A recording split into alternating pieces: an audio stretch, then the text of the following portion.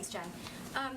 On gas, you just said that, less supply raises prices. It's not in our strategic interest to reduce the supply. Yeah. We also know, the president as recently as yesterday talked about increasing domestic manufacturing to bring down prices on inflated items like goods.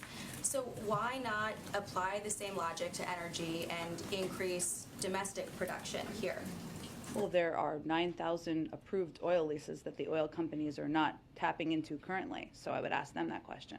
Is there nothing that the administration can do to get those providers back to pre-pandemic levels?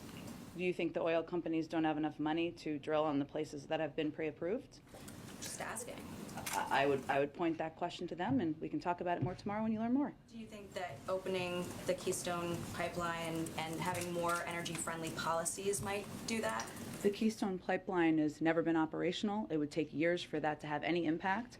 I know a number of members of Congress have suggested that, but that is a proposed solution that has no relationship or would have no impact on what the problem is. We here all agree is an issue. So during those years where it would take to bring down prices, as you're saying, we should just continue to buy Russian oil?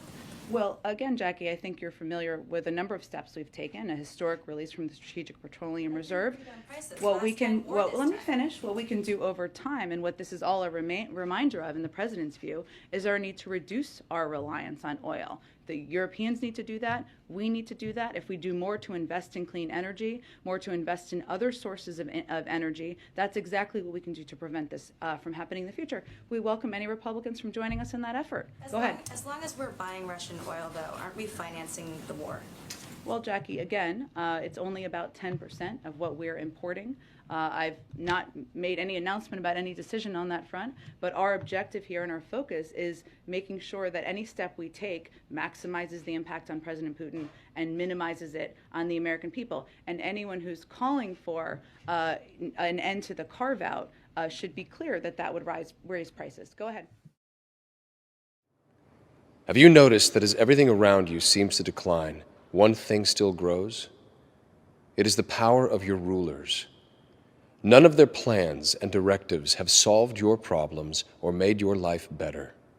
The only result has been their increased control over you at the cost of your freedom. Do you know why? You gave them the power.